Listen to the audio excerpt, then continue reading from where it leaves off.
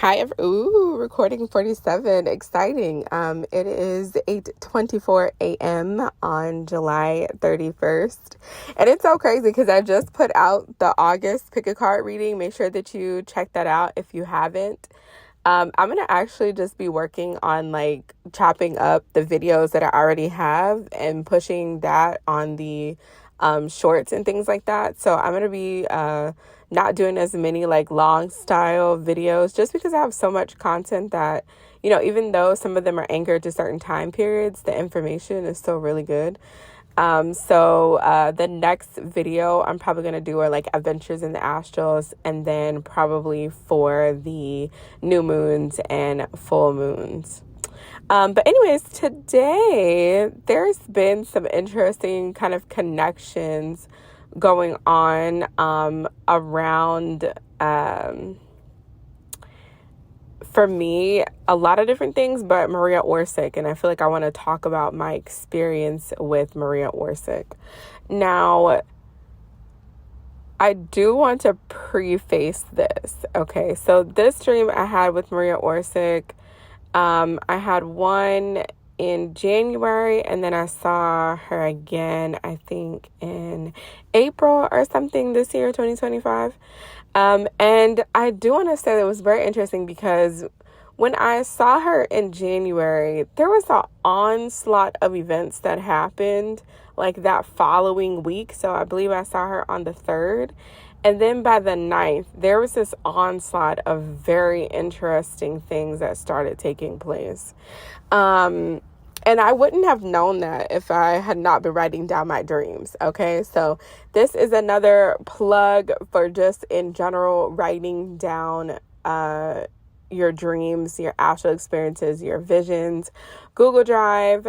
You could do it today, but probably most people are going to hear it like after July. So August 2025 astrals.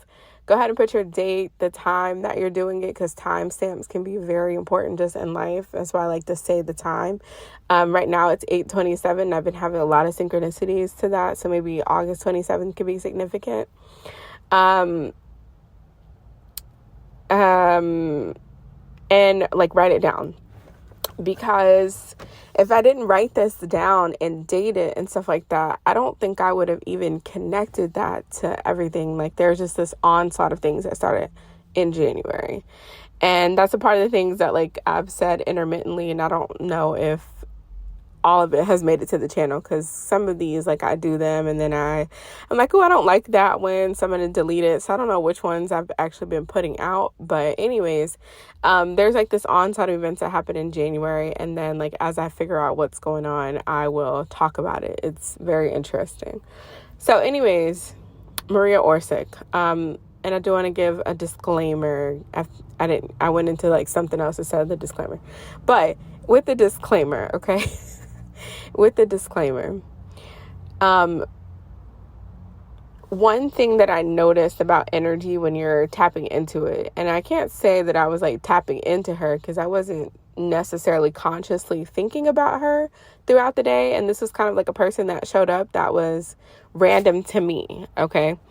Now I have heard of her before. So, and there could have been things that I was like looking at throughout the day where it just kind of aligned to, dialing into that frequency. That is a thing. Or there could be people around me who are looking into certain things. Sometimes that happens where I'll get a dream about something and it's actually like my friend was looking at it like a day or two before. And we just like happen to talk about the dream and they'll be like, oh my gosh, I was actually looking into it. I'm like, oh, okay. Okay. So she's like in the air, because with friends and family and stuff, you can like kind of have energy connections where you start dreaming about certain things and, having certain similar experiences happening in your reality. That is definitely a thing. So anyways, as far as I know right now, but I'm sure it'll come back around. As far as I know right now, it was pretty random. So saying that is, some people are going to have like different experiences with her, right? Because she's an actual person Like people are going to have different experiences of Didi. It depends on the person. It depends on what point in time we met each other at, like my belief systems now versus my belief systems when I was younger or in college and things like that are drastically different. Now, I think to a certain extent, like my personality is pretty much the same, but I've definitely grown and expanded a lot. So people are going to have different experiences of who I am as a person. So I'm going to preface it by that, because there were some people that after I had this dream, I was looking into some remote viewers who remote viewed her, and my experience with her was completely different than what they experienced. Okay, so I do want to preface that. So I could also say that maybe I caught her in a very specific time, but I will say that those people that did see her were quote unquote white people, and I am a quote unquote black person. So that their better experience definitely could have to do with that in general. Honestly. But anyways, so this is just a snapshot of time. So I don't know her whole entire personality and things like that, but I am going to say like what my experience was. Okay. So I go to sleep and I end up in a space which is very much like a clearing in a forest, and there are a few trees around. Okay. Now, in this dream, and this I feel like is a partial lucidity experience, right? Because a lot of the time lucidity is dependent on whether you know that you're quote unquote dreaming or not. I don't know what the word is, if we have one yet, of where you understand that you are elsewhere, right? Because all dreams are not quote unquote just dreams. Some of them are astral travel experiences. I believe we astral project in our dreams. I think we do a lot of things. So I was aware in this space, which is not every single time that I go to sleep and I go somewhere. I was aware of this space that I was not where I typically am. And there was an astral element to this, that this was a reflection of a physical place on earth that someone had built up in the astral. So this is like, if you understand the concept of like an astral temple and things like that, where people create their spaces within their mind. And then eventually, very much like a tulpa or an egregor with other people, you can actually build that space up where it actually starts to carve out in the energy, let's say energy grid. So it can become a real place that other people can pass through and visit. That's a whole nother conversation, but that's what this place felt like a meeting ground for people. That's what it felt like. Okay. So I was like, oh, this is interesting. So I'm like looking around and I see Maria ORSIC and I see two other, white men. Okay. Now they were not directly near me. Like they were, kind of like if you're on the street and people are walking, they were kind of like a comfortable distance away. Not too far away. I could see everybody's faces and things like that in detail, but I was not directly standing with them and talking to them. Okay, I was kind of orienting myself, figuring out where I was. Okay, so I'm looking at them and she has a clipboard. She's got things that she's writing down about something. And then these two men are talking to her.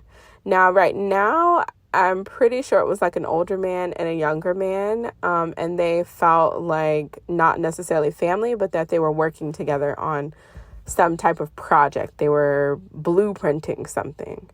Okay. So, oh goodness, child. So I'm like, okay, this is interesting. And so they have like no perception of me. And then just most of the time when I'm in the astrals or something like that happens, I just typically assume that I'm invisible, because it's like just regular human interaction most of the time, where when people sense someone come in, they typically look up, like there's some type of acknowledgement that someone has touched down, and that didn't happen. So I just assumed that I was invisible. So I'm like, okay, this is interesting. So I'm looking around, and then that's when I start really observing the trees. Okay. And this is a bit of a trigger warning. So I do want to say that because we probably have a sense of what's coming next. Okay. I look around and there's 2 other Black people there, you know. And of course, Black in America means a lot of different things, but it's basically what we align ourselves to is our majority African DNA, right?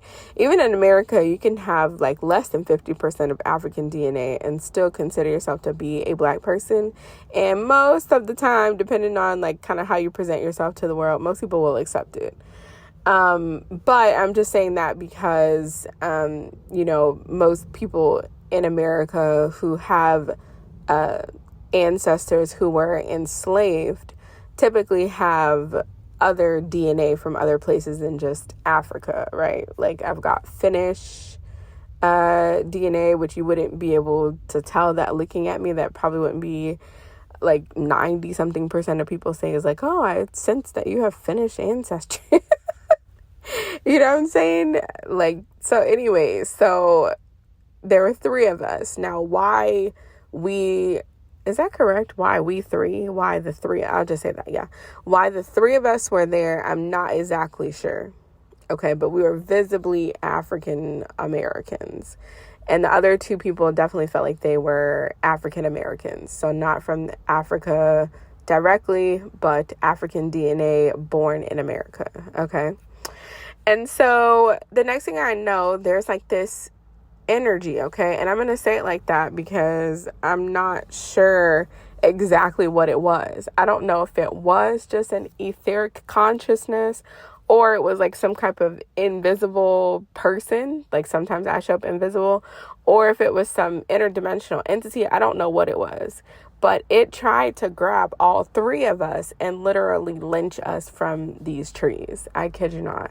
And these trees look to me specifically like oak trees.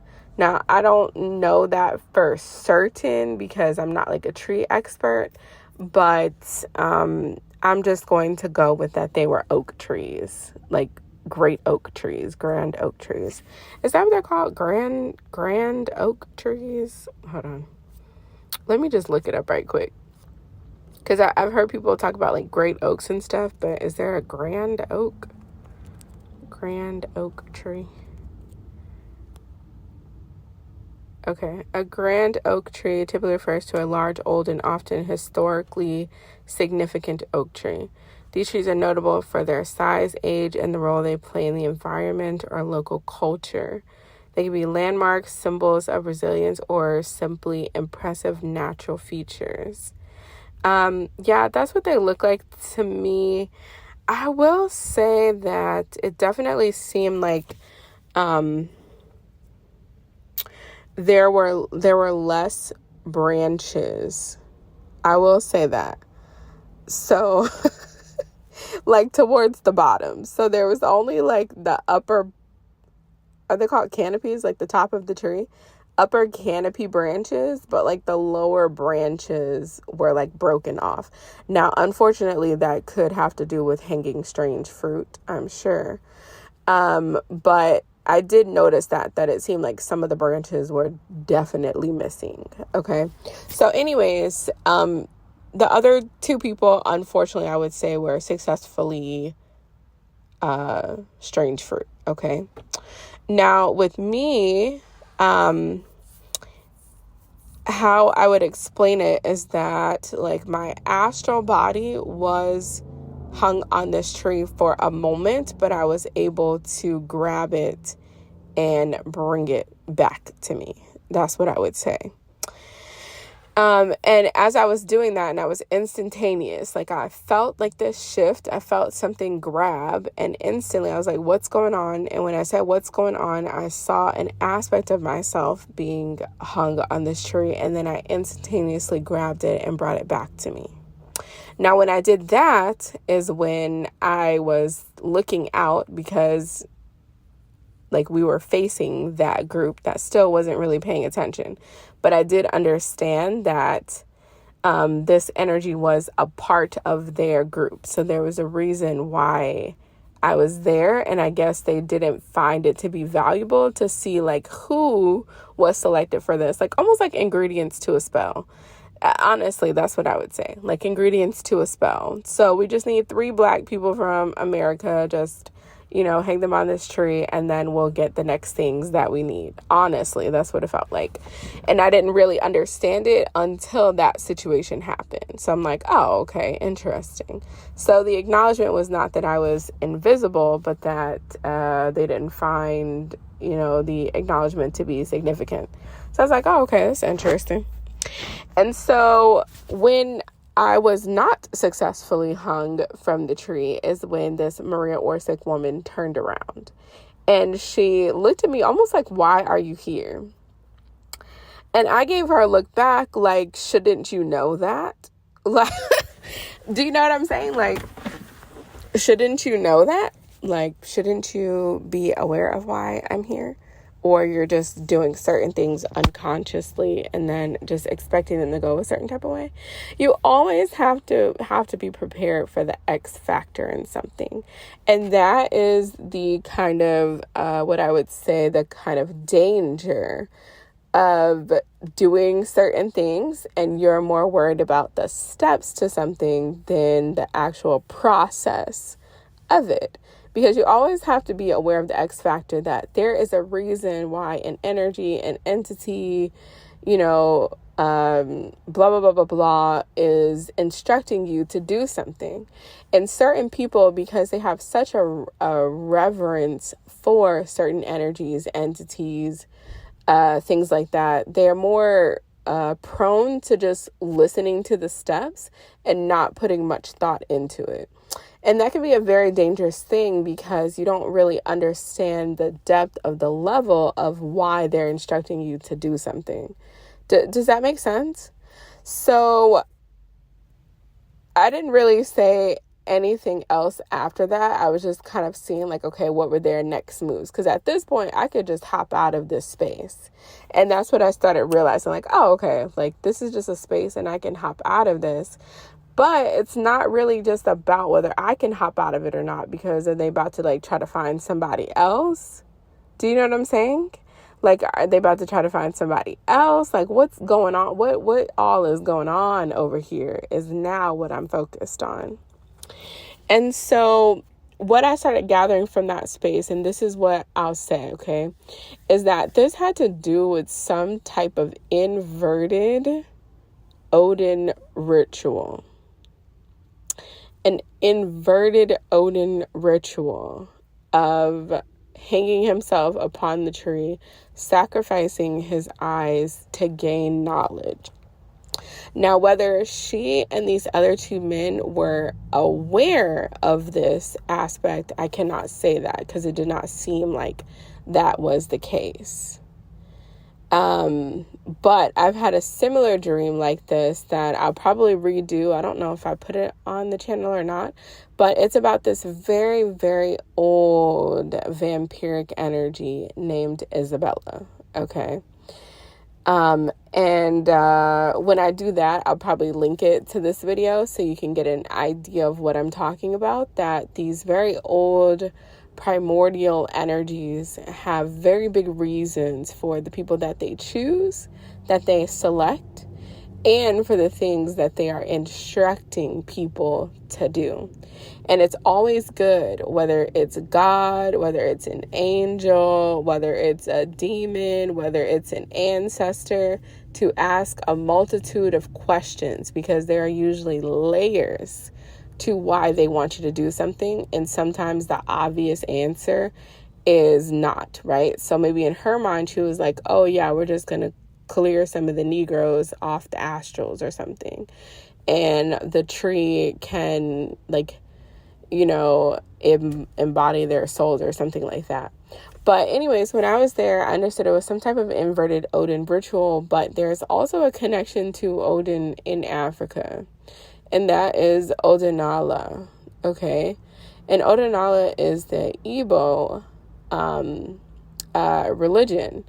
And if you actually look into it, there's Odin in Allah, okay? Which can mean a lot of different things. Saying it that way.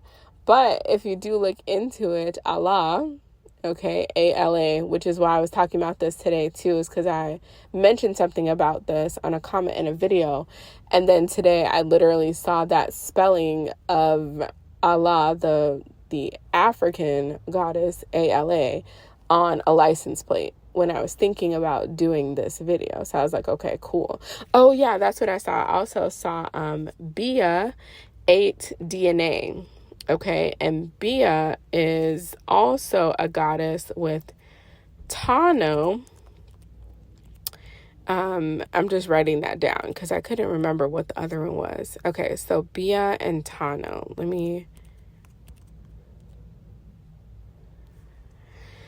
Which Tano looks a lot like Taino, honestly.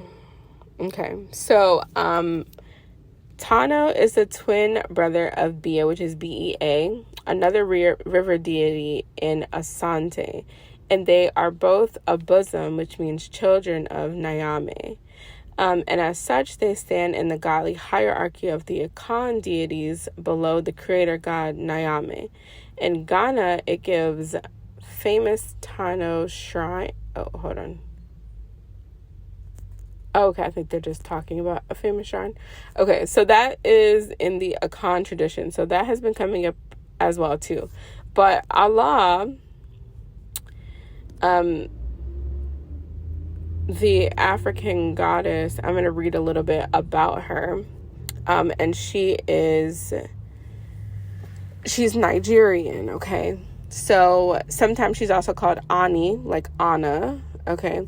She's a prominent goddess in Igbo tradition religion, also known as Odinani, okay? Odinane, okay? Odinani. There's still that Odin, okay? From Nigeria. She is the goddess of earth, fertility, morality, and creativity. And she also embodies the earth's ability to nurture and destroy, acting as the guardian of fertility, peace, and justice. Okay. And there was somewhere, the royal python is often revered as a sacred symbol of Allah, representing her power and presence. And there was somewhere that I read, and I thought it was so significant, that she also was considered the primordial mother that holds the dead ancestors within her womb. Okay. And that's really significant because in this inverted ritual, there were a lot of tree rituals, and I've dreamed about this as well, but more connected to more like Norse and Viking things. But I think there was a few places where people would actually feed blood to trees. And I don't understand the total metaphysical and thing about that, but that's what I felt like, is that even though these ancestors or these two other people were hung from these trees, I did feel like they were infused into the tree network, which, how would I say that? Which would be a problem for them, for these German or Russian beings. I don't remember if she was German or Russian. But, you know, a problem for them because Mother Nature eventually would start working against them. And it's not just about your supernatural origins or your origins off of Earth when you are grounded to Earth. You can't just be like, oh, okay, well, I'm just going to pay attention and have my alien ancestors come and get me, because it really has a way of, what's the right word? Diminishing Earth's supernatural abilities. And that's a tendency to do that when a place is home to you. When a place is home to you, it has a way of you interacting with it consistently and almost like denouncing the divinity of it, because it is so seamlessly a part of Earth. But I like to think about that in the sense of like when people talk about they have fairy ancestors and starseed origins, and that has this kind of feeling of like divine and celestial and more than life, fairies are not always doing magical things. Like sometimes they're just going to get food as well. Do you know what I'm saying? Sometimes they're just like talking to their friends as well. They're not always doing magical stuff. Like you're a starseed, and like if you're over in Cassiopeia or over in Orion, it doesn't mean like literally every single day of life you would be glowing and flying around and channeling divine frequencies and stuff like that. Sometimes you're going to be doing like just like basic maintenance of existence things. So Earth has its own energy field and divinity as well. So you can't just, you know what I'm saying, mess up the nature and then think that everything's going to be fine because like your ET superior, you know, white bloodline or whatever is going to come and get you and take you to another place, you know, especially just personality wise. If you develop those traits and things like that, you're going to bring that into these other spaces, and that's going to cause issues. You know, where some supremacy groups and things like that, they have like this feeling that like, oh, if they wipe out every other person on the planet except for them, then it'll be harmony. I'm like, well, you're going to be like stuck with yourself. And that doesn't have to do with everyone. Do you know what I'm saying? Like, you're still going to be there. Like humans in general, some things are just like universally human. It's still going to be there. So y'all going to find some type of way to split off and, you know, blah, blah, blah, blah, blah, whatever. Anyways, that pretty much was my experience. That's what I wanted to talk about. I kind of went all over the place. But I feel like most of the stuff that I touched on does add some depth to it. So that's what I wanted to talk about, my experience. I'll probably talk about the next dream at another time, which this dream was not as intense. So I'm hoping that it was connecting to an aspect of her that I can't even actually say that, because when I was in that dream, I think I was actually a white woman. So yeah, but there is going to be a part 2 that I will post later. And if you've also had a similar experience or remote viewing experience, or feel like she's come to you and you want to add something, some flavor to it, more than welcome. Even if your experience was a positive one and you feel like this was a great person, I'd love to hear that experience as well. So you can comment down below, or you can email me. I have my email. And if you're interested in dream interpretations, tarot, subliminals, anything like that, you can also reach out through email as well. All right, friends. Bye. Okay, I had to come back and just say this really quickly. So I got off and I was like, let me look up my dream from last night, because I don't have enough time to really talk about it. But when it comes back around, because they typically come back around, I'll talk about it in more detail. But last night I was hovering in this mystical, vertical flowing river stream. And at the bottom of it was dense waters that's associated more to earth. And I was helping people to like descend down this stream, which is like actually like kind of hover down, like levitate down, to get back to the earth waters. And it's like a whole story. But I was like, oh, okay, let me see if there's any like vertical rivers or streams or something. And the second thing that popped up when I asked ChatGPT was the waters of Yggdrasil. That Yggdrasil has 3 wells, and they are all considered to be vertical flowing rivers.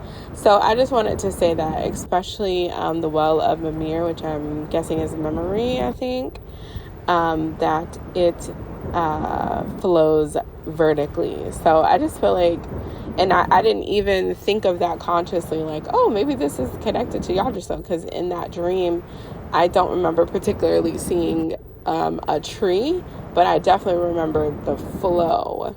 Oh, but they did have wooden, like those circular wooden, like things that people jump on for like agility and stuff, usually like in Asian martial art kind of stuff. So that is trees. That's trees, just not in the tree form. But anyways, I just wanted to mention that just to, add some more weight to it, that I didn't even connect those two things, but they are connected. So yes. Okay, bye.